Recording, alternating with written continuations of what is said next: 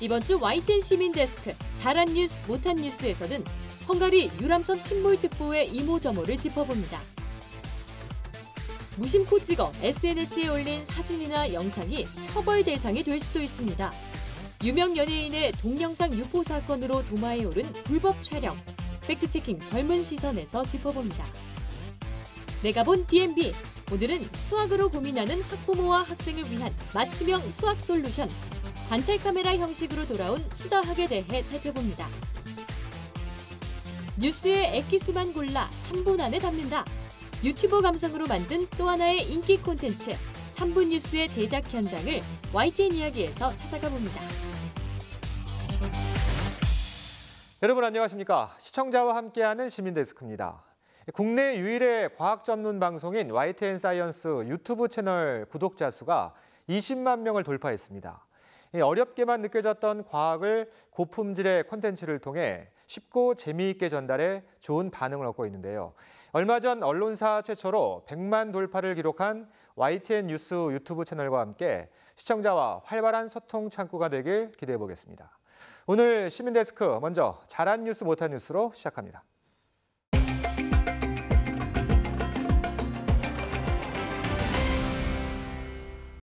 네, 오늘 함께 이야기 나눌 분들 소개해드리겠습니다. 윤성옥 경기대 미디어 영상학과 교수, 원승현 시청자평가원, 그리고 강흥식 YTN 해설위원 나오셨습니다.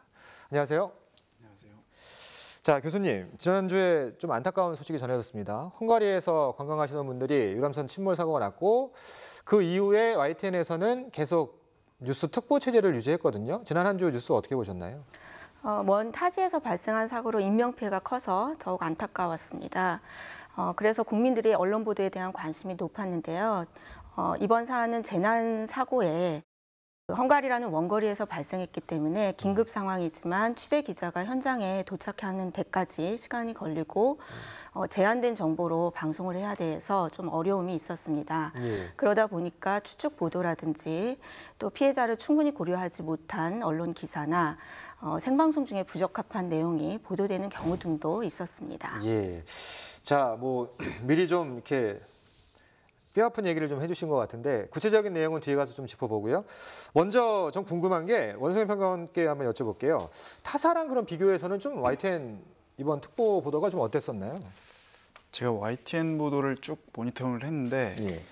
타사 비도는 사실 제대로 하지는 못했습니다. 예. 그런데 이 YTN에서 초기에 보도를 하면서 눈에 띄는 점은 아무래도 현장 리포터를 연결을 해서 현지 리포터와 연결을 해서 현지 상황에 대해서 혹은 현지 언론에서 보도된 사고가 터지고 나서 바로 이어졌던 그 부분 말씀하시는 거죠? 예. 현지 리포터의 연결을 통해서 현지 언론에서 나온 내용들을 보도한 점 그리고 또 여행을 갔던 분을 섭외해서 여행 유 경험자를 통해서 그 다뉴브 강 그 관광이 어떤 식으로 운영이 되는지 이런 점들이 보도된 점은 현지 상황을 전혀 모르고 있는 그 시청자 입장에서는 그래도 도움이 되는 부분이었다고 생각을 합니다.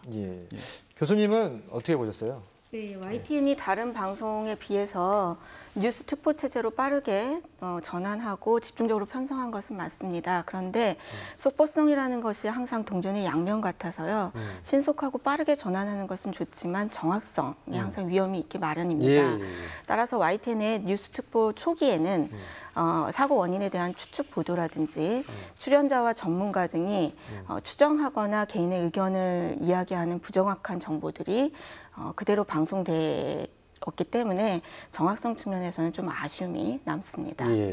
좀 구체적으로 좀 짚어주실까요? 어떤 우려들이 있었나요? 이번 사안은 사실은 재난 방송에 좀 준용해서 우리가 볼 필요가 있을 텐데요.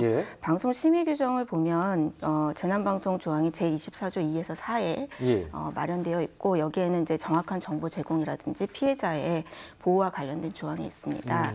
그런데 YTN이 초기에 그 사고 원인에 대한 보도를 하면서 75년 전에 유사한 사고가 있었다. 그동안 위험이 축적되어 왔다.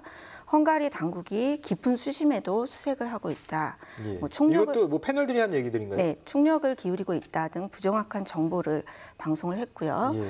또 저가 여행사와 낡은 배의 문제 등으로 원인을 돌리는 추측 보도 등이 이제 방송됐습니다. 그런 측면에서는 사실 정확한 정보 제공에서는 문제가 있었다고 보여집니다. 예. 이 사실 우리 시각으로 이제 30일에 사고가 났고요. 그 이후에 첫 그 실종자 수색 성과가 나오기까지 꽤 며칠이 걸렸었잖아요. 그러다 보니까 아마 이 사고 초기에 저희가 뉴스 특보 체제를 운영하면서 현지에서 들어오는 속보가 별로 없다 보니까 아무래도 그런 전문가들 모셔서 이야기를 많이 듣다 보니까 그런 오류들이 있었던 것 같은데 우리 위원님께서 좀 해명을 해주시죠. 예, 그 사고 당일인 그 30일 아침 한 7시 조금 지나서 이제 처음 사고 소식이 들어왔습니다. 예. 그래서 우리가 11시부터 특보 체제로 전환을 했고요. 그 사고 초기에는 그 외신으로 들어오는 그 몇 줄짜리 기사 그리고 외교부 발표 내용 외에는 사실 그 알려진 것이 없었습니다. 제가 뉴스를 진행하는 중에 그 일보를 처리했었거든요. 예. 그래서 이제 특보 체제로 들어가고 장시간 방송 시간을 끌고 가다 보니까는 그 팩트 외적인 부분도 우리가 언급하는 수밖에 없는 그런 상황이 있었고요. 그 사고 초기에 그 제한된 팩트를 가지고 방송을 하다 보니까 이제 그런 지적을 받았습니다. 예. 현실적으로 좀 어려운 부분이 좀 있었습니다. 예. 교수님, 뭐 사실은 저희가 세월호 참사 이후에 많이 좀 내부적으로도 가다듬고 타사도 그런 규정들을 내부적으로 다 마련하고 있거든요. 그럼에도 불구하고 이렇게 특보가 이루어질 경우마다 이렇게 뼈아픈 지적들이 나오는데 좀 조언을 해주실까요? 어떤 게 좀 추가적으로 필요할까요? 일단 문제점을 한 두 가지 더 짚고 싶은데요. 예. 일단 정보원의 문제와 그 진행자의 문제입니다. 그 이번에 YTN 뉴스 특보에서는 헝가리 리포터, 부다페스트의 현지 주민, 그다음에 예. 여행객들을 예. 연결해서 방송했었거든요. 그러니까 사고 직후를 말씀하시는 네, 거죠? 사고 예. 직후 초기에 이제 예. 뉴스 특보 체제인 거죠. 예. 근데 리포터가 그 직접 취재해서 방송한 내용인지 예. 개인의 경험담을 이야기하는지 이런 것들이 불분명한 예. 측면이 있었고 기자가 아니고 현지 리포터. 네, 예. 현지 주민과 그다음에 여행객들의 경우에도 사실관계보다는 단편적인 개인의 경험이나 의견을 이야기하는 경우들이 있어서 시청자들이 대단히 혼란스러웠습니다. 위원님 위에 대해서도 좀 뭐 해명해 주실 부분이 있을까요? 예, 뭐 말씀하신 대로 그 초기에 저희가 리포터, 현지 리포터죠, 연결을 했고 또 최근에 그쪽에 관광을 다녀오신 분들도 연결을 했는데 이런 분들이 아무래도 뭐 전문적인 그 기자가 아니다 보니까는 그 좀 리포트를 할 때 조금 어색한 부분들이 있었습니다. 뭐 적절하지 않은 그런 멘트도 있었고요. 그래서 저희가 뭐 현지 리포터들을 뭐 매년 정기적으로 교육을 하고 있지만 그런 부분에서 좀 아쉬움이 있었고요. 그 진행자들도 대형 인명 사고의 경우는 이제 상당히 저희가 조심을 하고 있습니다. 그 세월호 때 경험도 있고 해서 그 이런 부분은 뭐 앞으로도 더 조심을 해야 될 것 같고요. 자, 우리 원승현 평론가께서는 어떻게 보셨나요? 예, 저도 뭐 교수님께서 말씀하신 부분하고 조금 더 덧붙여서 말씀을 드리면은 이 전문가 패널들이 사고 당일날 나와서 사고 원인에 대해서 이야기를 하는데 뭐 헝가리 쪽에서 뭐 규정을 지키지 않았다, 뭐 불명확한 사실들을 굉장히 애매모호하게 이렇게 사고의 원인인 것처럼 얘기를 하는 경우가 있었습니다.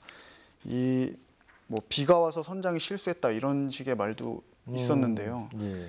이게 아무래도 방송 심의 규정에 또 재난 등의 원인, 책임 등을 방송할 때는 불명확한 내용을 사실인 것으로 미리 판단함으로써 시청자들을 오인하게 해서는 안 된다라는 내용인데 이 관련 규정에도 저촉되는 내용이었습니다.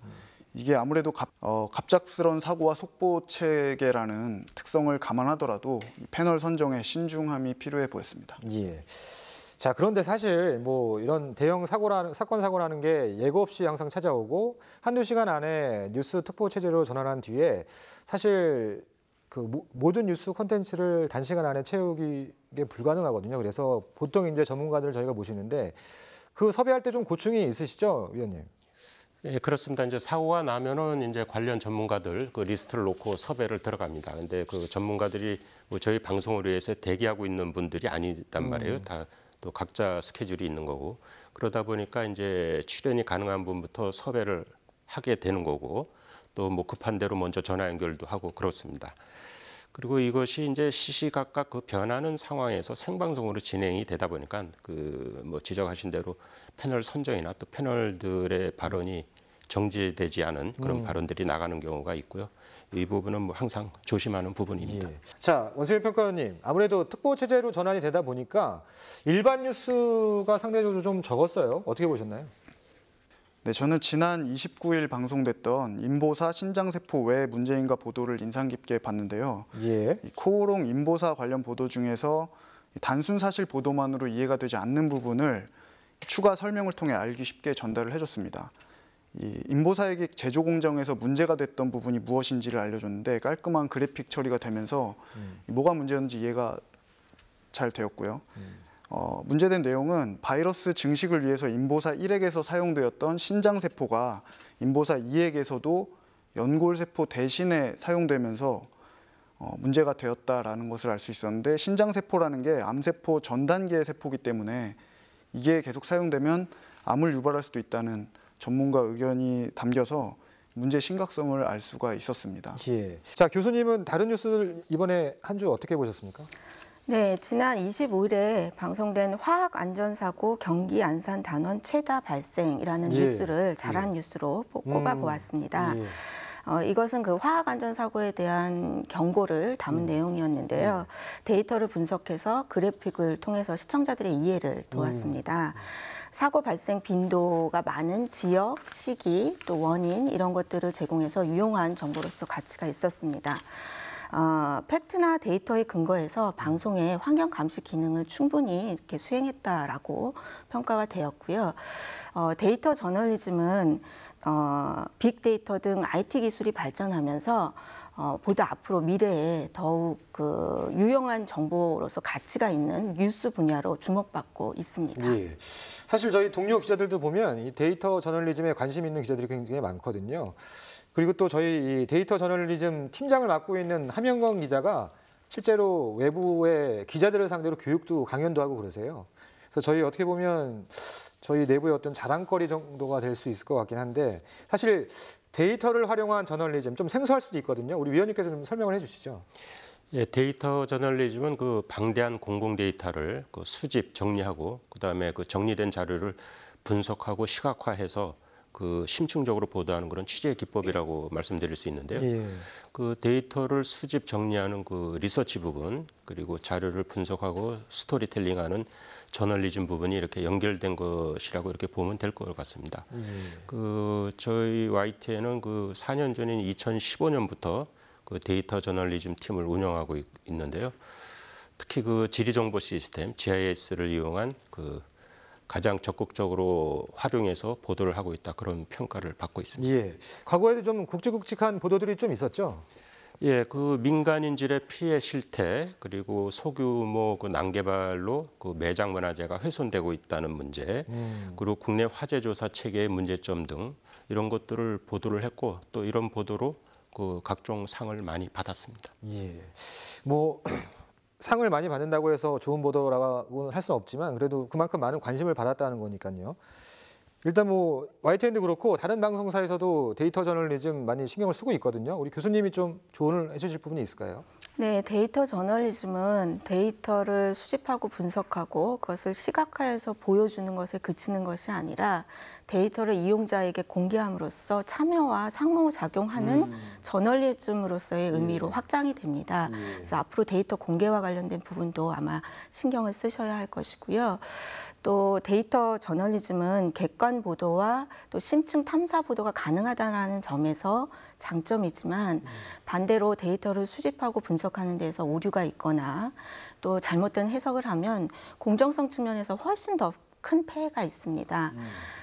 YTN의 데이터 저널리즘 팀이 지금 상설화되어 있다라고 하시는데 앞으로 그 데이터 저널리즘 팀과 전문 기자 등을 육성해서 전문성과 경험을 조금 더 축적해 나갈 필요가 있습니다. 예.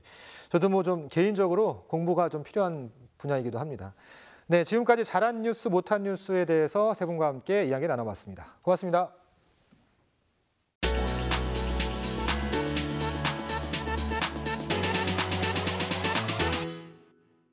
언제 어디서나 휴대전화 하나만 있으면 사진부터 동영상까지 촬영 편집이 가능해졌죠.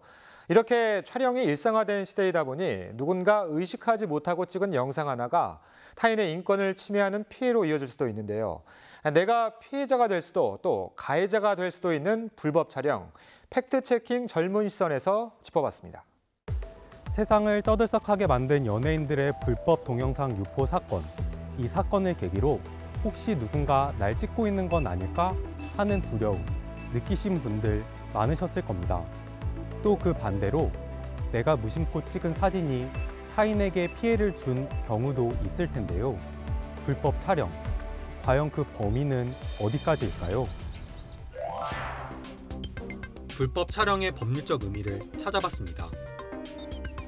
성폭력 범죄의 처벌 등에 관한 특례법 14조, 카메라 등을 이용한 촬영 1항을 보면 카메라나 그 밖에 이와 유사한 기능을 갖춘 기계장치를 이용해 성적 욕망 또는 수치심을 유발할 수 있는 사람의 신체를 촬영 대상자의 의사에 반하여 촬영한 것으로 규정하고 있습니다.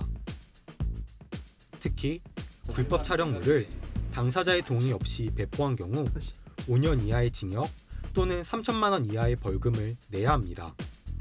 최근 휴대전화 등 디지털 기기를 이용한 불법 촬영이 늘고 있어 처벌 규정도 강화되는 추세입니다. 촬영하는 그 장면이 내 신체의 특정 부위로서 성적 욕망이나 수치심을 유발할 수 있는 부위를 촬영했다라면 그것은 성폭력 처벌 특별법에서 처벌될 수 있는 행위로 보입니다. 집회에 나갔을 때 나의 동의 없이 촬영된 나의 얼굴이 방송에 나가게 된다면 이에 대하여 초상권 침해로 손해배상 청구를 할 수 있을 것으로 보입니다. 하지만 장소에 따라 불법이 아닌 경우도 있습니다. 집회가 광화문 광장과 같은 공공장소에서 이루어졌다면 불법 촬영과 초상권 침해에 해당하지 않습니다. 보이기를 원하지 않는 장면에 대해서 누군가가 촬영을 하고 이에 대해서 동의 없이 그 장면을 방송하거나 어쨌든 SNS 등에 올리게 되었다라면 경우에 따라서는 명예훼손으로 처벌할 가능성도 있을 것으로 보이고요. 미국에서는 불법 촬영을 사생활 침해의 범죄의 한 유형으로 보고 규제하고 있습니다. 애리조나주에서는 장비 사용 여부, 범행 횟수, 피해자 식별 가능성에 따라 중범죄로 구분해 처벌하고 있고요. 지난 4월 메릴랜드주 법원은 탈의실을 몰래 촬영하다 체포된 남성에 대해 징역 20년형을 선고해 화제가 되기도 했습니다. 호주에서는 불법 촬영을 이미지 기반 성적 학대라고 부릅니다. 촬영 자체가 누군가에게 학대가 될 수 있다고 보고 강력하게 대응하고 있는데요. 최대 7년까지 징역형을 선고받게 됩니다. 서울시에서 제공하는 불법 촬영 대응 가이드입니다. 내용을 살펴보면 불법 촬영을 인지했을 경우 상대의 휴대폰 기종이나 인상착의 등 가해자를 특정할 수 있는 단서들을 기억하는 게 중요하고요. 만약 설치된 카메라를 발견했다면 즉시 경찰서에 발견한 카메라를 증거로 제출하라고 조언하고 있습니다. 나도 모르게 피해자가 될 수도 또는 가해자가 될 수도 있는 불법 촬영. 규제를 강화하는 것도 중요하지만 내가 찍은 사진을 SNS에 공유하기 전에 이것이 타인의 인권을 침해하고 있는 건 아닌지 꼭 한번 생각해 봐야 할 것 같습니다.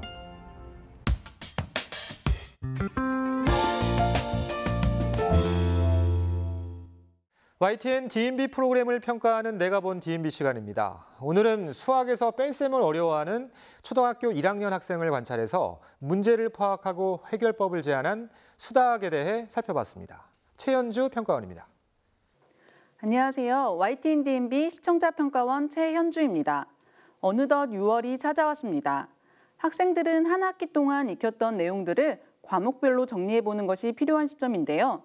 특히 수학은 기초부터 차근차근 쌓아나가는 것이 무엇보다 중요하다고 합니다.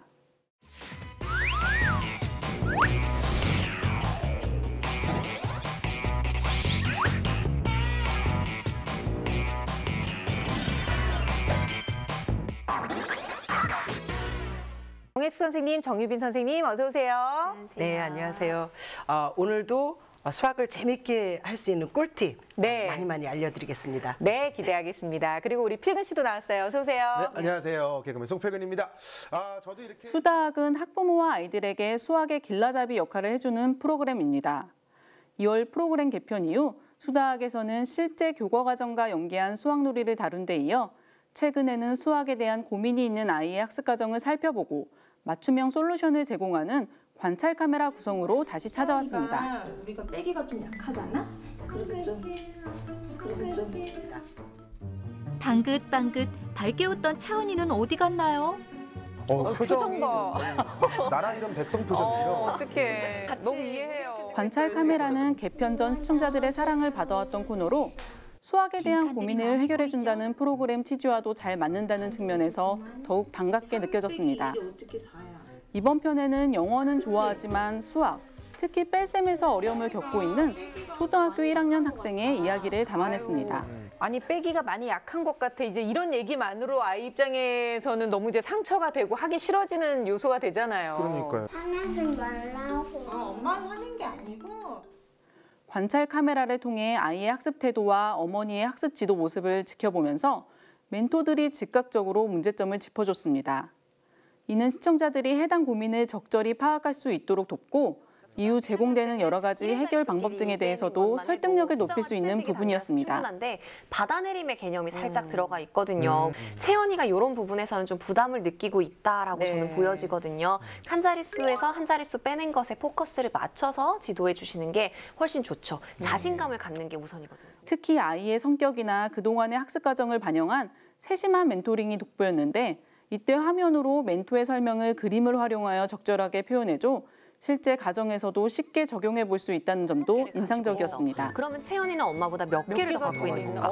이런 식으로 질문이 되면 진짜. 그럼요. 이 뺄셈식도 다양하게 표현할 수 있다는 것을 이해할 수 있고요. 단 주인공을 본격적으로 만나기 전에 학습평가 결과를 먼저 살펴봤는데 아이와 학부모를 VCR을 통해 소개한 이후의 평가 결과를 보여줬다면 평가 내용에 대한 이해도를 높일 수 있을 것 같아 아쉬움이 남았습니다.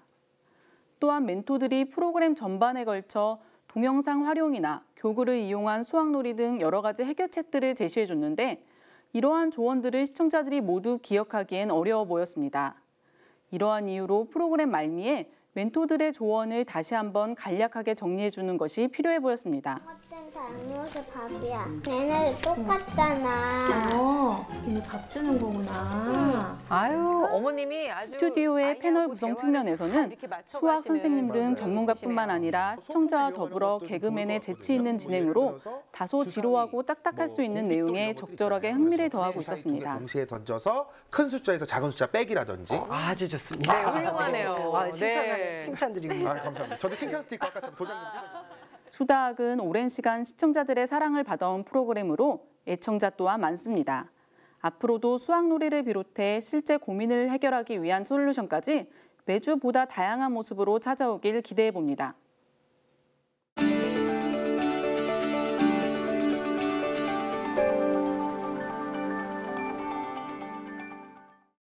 이 컵라면 끓일 때 필요한 시간이 3분 정도죠. 이 짧은 시간에 복잡하고 어려운 뉴스에 핵심만 골라 채워넣은 새로운 콘텐츠가 화제를 모으고 있습니다. 오늘 YTN 이야기의 주인공은 친절하고 맛깔나는 뉴스, 3분 뉴스를 만드는 사람들입니다. 라면이 읽는 3분 만에 이슈를 이해시켜드립니다. 오늘 3분 뉴스 주제는 3분 안의 이슈를 쏙쏙. 지난 2018년 12월 세상 어디에도 없는 뉴스가 YTN에 등장합니다. 뉴스계의 이단아, 이름하여 3분 뉴스.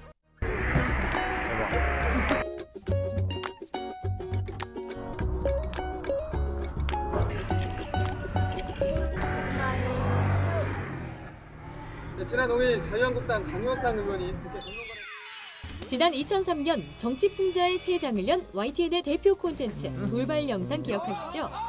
3분 뉴스는 그 날카로운 유머와 풍자 정신을 젊은 감각으로 업그레이드한 결과물입니다. 죄책감을 느끼지 않았습니다. 정통 뉴스 전문 채널 YTN, 뛰어난 모바일 문법을 갖춘 YTN 플러스. 두 매체의 장점이 만나 강력한 시너지를 내는 거죠. 컵라면이 있는 그 3분이라는 짧은 시간 안에 한 주 동안 가장 이야기거리가 많이 됐던 이슈를 골라서 짧고 빠르고 쉽고 간편하게 시청자들한테 쉽게 전달하기 위해서 만든 시사 콘텐츠입니다. 24시간 실시간으로 이어지는 YTN 뉴스. 매일 쏟아지는 싱싱한 뉴스 속에 다시 짚어봐야 할 소식을 건져 올리는 건 에디터들의 몫입니다. 뉴스를 가장 많이 보기 때문에 뉴스에 대한 흐름이라던가 지금 현재 이슈가 되고 있는 것들을 가장 많이 정확하게 아시는 분들이죠. 그래서 매주 초에 이번 주에는 어떤 아이템들이 이슈가 되는지를 회의를 하는데 그때 이렇게 시청자들이 궁금해할 만한 뉴스, 당신이 좋아할 만한 뉴스를 그런 시사 감각을 가진 에디터들이 아주 절묘한 눈으로 포착을 하고요. 이들의 레이더망에 포착된 뉴스를 제작진은 명쾌하고 친절하게 재구성합니다. 뉴스를 이야기로 풀어내는 과정이 지금 이 회의에서 이뤄지는 건데요. 1분 1초가 바쁜 현대인의 일상. 이번 주 여러분의 3분을 책임질 주제는 바로 이겁니다. 이번 주 주제가 그 강효상 자유한국당 강효상 의원 통화 누출 사건이거든요. 그래서 외교부 앞에 가서 정문 앞에서 3분 동안 라면 컵라면 먹으려고 지금 외교 앞으로 가고 있거든요. 네, 한미 정상 통화 내용 유출 파문 갈수록 커지고 있습니다. 무너진 공직기강에 민낯이 드러난 이 소식을 제작진은 어떻게 담아낼까요? 강 의원은 5월 7일 있었던 한미 정상 간 통화에서 문재인 대통령이 트럼프 미국 대통령에게 일본 방문 후 한국을 방문하길 요청하고 강효상 의원에게 이번 사태의 시작부터 관련된 세세한 정보까지 알짜배기만 쏙쏙 골라 담았네요. 수사처 법과 비리 수사처 법과 이거 너무 너무 가까이서 찍어주시는 거 아니에요? 너무 부담스러운데요. I fine, thank you. 이렇게 해가지고 이걸 하라고요? 길게 찍는 것보다 짧게 줄이는 게 원래 더 어려운 법이죠. 유치원 개학 연기 소식. 놀이터를 한 바퀴 도는 동안 어렵고 복잡한 뉴스의 핵심을 가려내고 여기에 이용자의 눈과 귀를 사로잡을 툭툭 튀는 유머를 얹으면 영양 만점 3분 뉴스 완성입니다. 예전에 한유총 사건 다룰 때 유치원에서 찍었거든요. 유치원에 이제 막 풀장에서도 찍고 그 방방 타는 거 있잖아요. 그거 타면서 기자님이 되게 진지하게 리포트를 했어요. 되게 웃겼던 거예요. 그래서 댓글 중에 야 신박하다 막 이런 댓글이 있었는데 그건 좀 뿌듯하더라고요.